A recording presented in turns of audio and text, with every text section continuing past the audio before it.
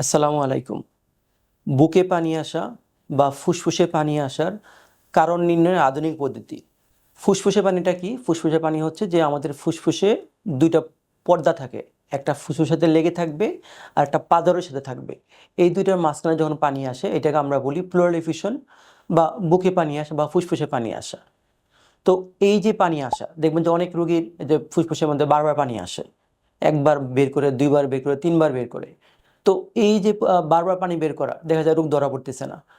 তো এইরকম বারবার পানি অনেকগুলো টাকা খরচ হয়। একবার পানি বের করে পরীক্ষা-নিরীক্ষা করতে প্রায় ২০ থেকে ৩০,০০০ টাকা খরচ হয়ে যায়। এইটা যদি রোগ নির্ণয়ের আধুনিক পদ্ধতি কোনটা? যেটাতে একদম একবার পরীক্ষা করলে আপনার 100% কনফার্ম হয়ে যাবে যে আপনার এই কেন বুকে পানি আসছে। এইটা আমরা যেটা করি এটা বলি প্লুরিস্কোপি বা মেডিকেল থোরাকোস্কোপি। এটা কি জিনিস? এটা হচ্ছে এই যে ফুসফুসের যে ২ টা পর্দা যে জায়গায় পানি আসছে, আমরা বুকের একটা জায়গাতে ছোট একটা ছিদ্র করে আমরা ভিতরে একটা ক্যামেরা নিয়ে যাই। ঠিক আছে? এই ক্যামেরা নিয়ে যাওয়ার পরে হয় কি ফুসফুসটা পুরোটা দেখা যায়, ফুসফুসের পর্দা দেখা যায়, হাড় দেখা যায়। দেখে যে জায়গায় টিউমারটা আছে বা যে জায়গায় টিবির জীবাণুটা আছে ওখান থেকে আমরা বায়োপসি নিই।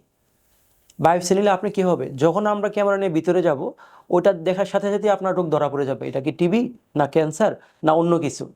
আপনার ফার্দার পরীক্ষা করার মনে করেন আপনি একসাথে আমরা অনেকগুলো স্যাম্পল দিতে পারি। অনেক সময় কি হয় যে আপনারা যে সুই দিয়ে পরীক্ষা করেন বা বায়োপসি নেন হয়তো ১ টা ২ টা স্যাম্পল আসে। অনেক সময় ওনারা বলে যে না স্যাম্পল আসে নাই আবার করতে হবে। আমাদের ক্ষেত্রে কিন্তু এরকম না। আমরা যখন ফ্লুরোস্কোপি করব আমরা ৮-১০ টা স্যাম্পল দিব। আপনি ইচ্ছা করলে ২-৩ জায়গায় এই পরীক্ষাটা করতে পারেন। অনেকে আমাদের কিভাবে বলে না যে এই রিপোর্টটা অনেকে বিশ্বাস করে না যে এক জায়গায় রিপোর্টটা এটা ক্যান্সার কিনা বা আদৌ টিবি কিনা। কিন্তু আপনি যখন ২ জায়গায় ৩ জায়গায় পরীক্ষা করবেন আপনার কিন্তু রোগটা 100% কনফার্ম থাকবে যে না ২ জায়গায় রিপোর্ট একই এটা ক্যান্সার বা এটা টিবি। তো এই জন্য যদি বুকে একবারে বেশি মনে করেন ১ম বার পানি বের করলেন, রোগ ধরা পড়ল না। কিন্তু সেকেন্ড টাইম আপনি পানি বের না করে আপনি অবশ্যই ফ্লুরোস্কোপি বা মেডিকেল থোরাস্কোপি করবেন। করলে কি হবে?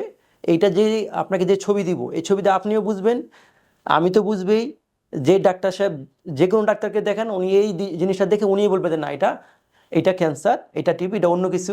যদি রিপোর্ট ভুলও আসে যে না এটাই ক্যান্সার। এবং আপনি যথেষ্ট পরিমাণে আপনাকে আমরা স্যাম্পল দিতে পারবো। দিয়ে আপনি যদি মনে হয় যে না ক্রস চেক করতে পারেন যে না আমার এক জায়গায় রিপোর্টে হয়তো সন্দেহ হইতে পারে, আপনি আরেকটা জায়গায় পরীক্ষা করে কনফার্ম হইতে পারেন। আরও যদি কোনো বড় কোনো পরীক্ষা করতে চান আমরা বলি ইমিউনোহিস্টোকেমিস্ট্রি, এটার জন্য আমরা যথেষ্ট পরিমাণ টিস্যু দিব। তো এই জন্য এই পরীক্ষাটা একসাথে ৩টা জিনিস করা হয়। আমরা বুকে যতটুকু পানি এসে পুরোটা বের করে দিই। আমরা যে জায়গাতে টিউমারটা মনে হচ্ছে ওখান থেকে আমরা বায়োপসি নিই একদম 100% কনফার্ম।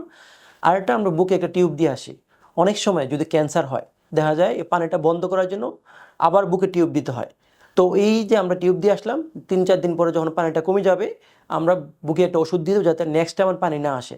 অনেক সময় কিডনি রোগীদের বা লিভার রোগীদের আমরা এই কাজটা করতে পারি। তো এইটা অবশ্যই খেয়াল রাখবেন যে যদি কোনো কারণে বুকে পানি আসে এবং একবারে বেশি পানি বের করতে হয় আপনি অবশ্যই আমাদের কাছে আসবেন। আমরা ইনশাল্লাহ আপনাকে 100% কনফার্ম করে দেবো যে পানিটা কেন আসছে, এটা কি ক্যান্সার না টিবি না অন্য কিছু, আমরা এটাকে বলে দিব ইনশাল্লাহ। জি, ধন্যবাদ।